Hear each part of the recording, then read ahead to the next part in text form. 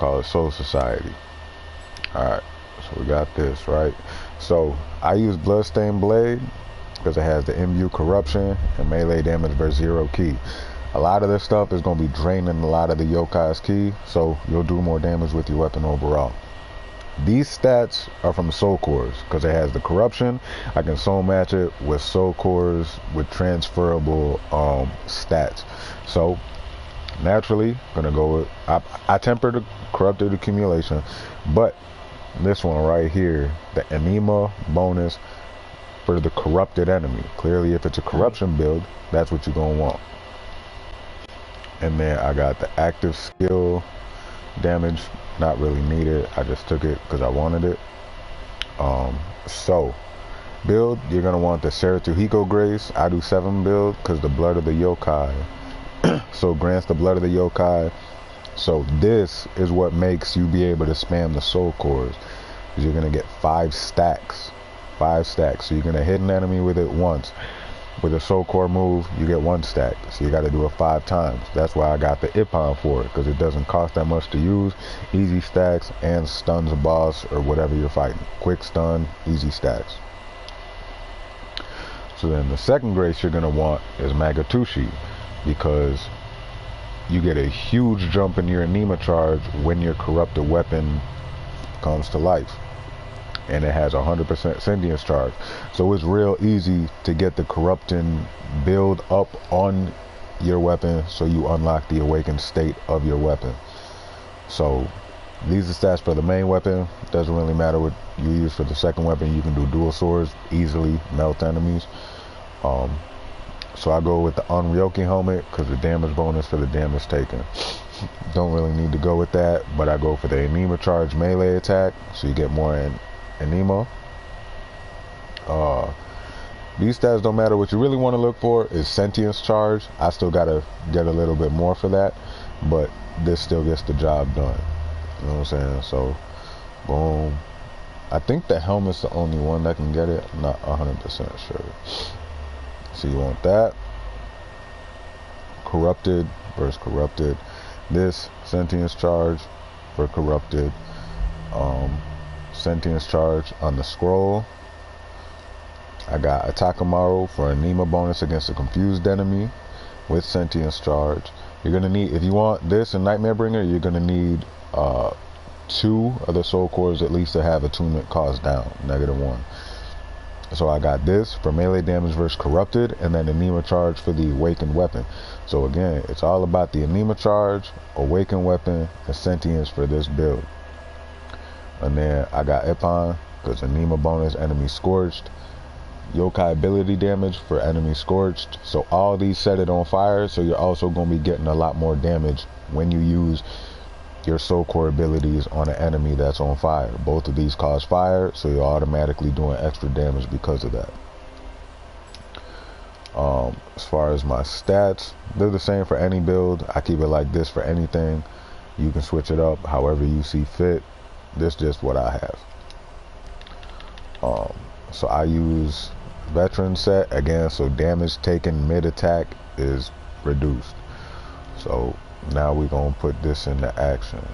I also use the little anteater guy, Baku, because corrupted accumulation is up, melee damage versus corruption is up, and you get an anima charge. So there's no reason not to use it for this build anyways. We'll go into a Gozuki Mizuki boss fight.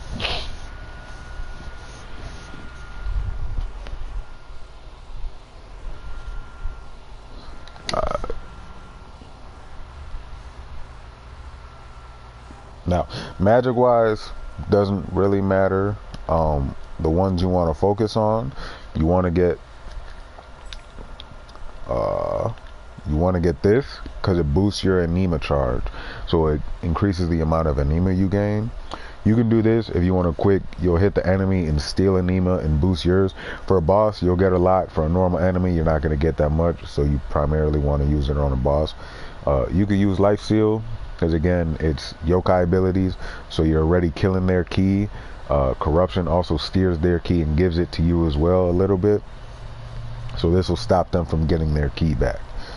Um, you don't really need this because with the blood of the yokai, you'll already be getting a lot of Amrita based on this. So you can use extraction, because then when you're in yokai shift, you can stay in yokai shift a lot longer. If you want to use clay Bella beckoning, that's kind of overkill. You don't really need it for this build. I just kind of have it to have it, but you don't really need it. So pop this, I'll pop this, and then through the fight you can see how much my Nioh is gonna go up.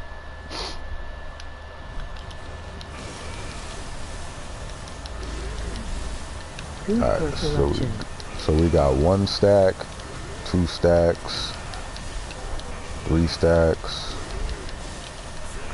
4 stacks, 5 stacks. So now I'm gonna be kind of getting it effortlessly. And then I use Nightmare Bringer for my weapon because it gives me enough time to recover ki. The other two kind of go off too quickly for me to recover ki, so I'm kind of usually always out of it if I use those. And then see, I already got enough Amrita for yokai shift.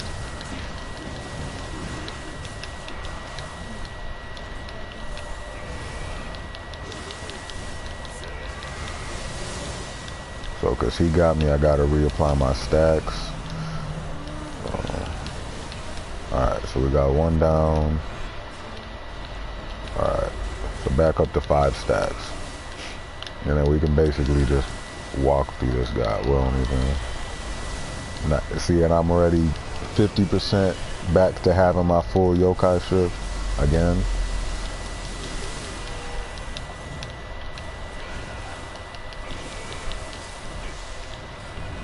Ooh, he killed me with that. Alright, GG's on that one. It's all good though. So now I'm gonna at least show y'all how it look with a 9+ stone. Same thing. Easily walk through them. Let's see. This is just showcasing it. You don't really... If you really want to try to avoid dying like that, you could look for the looking to get the yokai shift in the dark realm. You, like I said, you don't need to, but if you want to add a little extra defense, or kind of give you, if you've played the first one, kind of give you that second life like Suzaku used to give you in the first one, where if you're about to die, you just immediately go into yokai shift.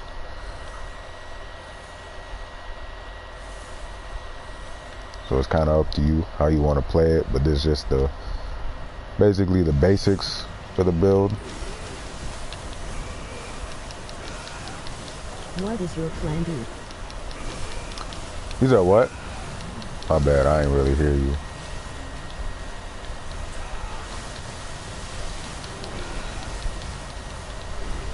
Oh, the clan. I'm in the Honda clan, I believe. Is this for active skill damage, extra active skill damage? That's my main purpose. I'm sure they have an Anima one, but I go for more active skill.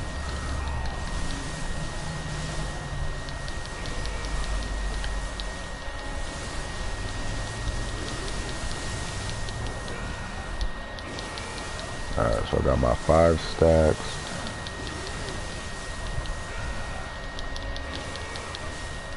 So, and this is with a +9 stone where we basically melting straight through that guy. So we'll get him. And I also use the familiar talisman, so when the second one comes in and it shoots the little ghost balls at you, it can't just knock you out. Alright, so now real test with a cursed enemy, right?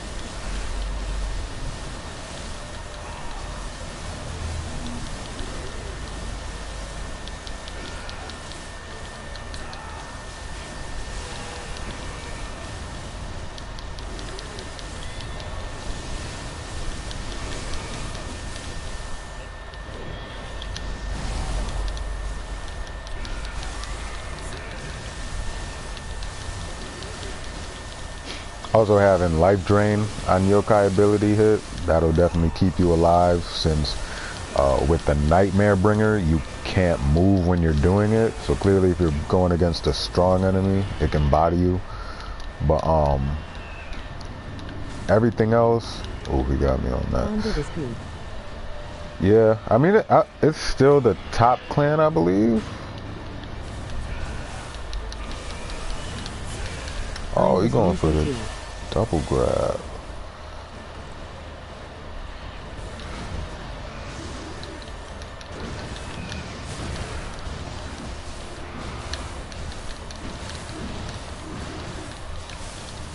And then also in Yokai Shift, if you hold R1, R2, you also grab the Emritter that's floating in the air. So you can be in Yokai Shift for an extremely long time with this build as well, if you just keep spamming Soul Cores.